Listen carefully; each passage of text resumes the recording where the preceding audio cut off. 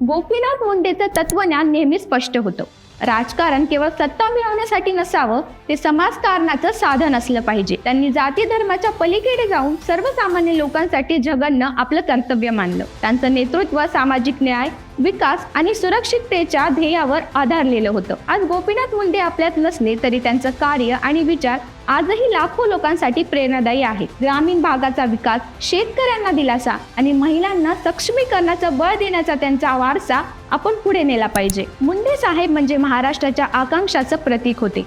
त्यांच्या कार्याने महाराष्ट्राला सामाजिक न्याय, सुरक्षितता आणि विकासाची नवी दिशा दिली. गोपीनाथ मुंडे हे खऱ्या अर्थाने लोकनेते होते, ज्यांनी राजकारणाला समाजकारणाचं साधन बनवलं.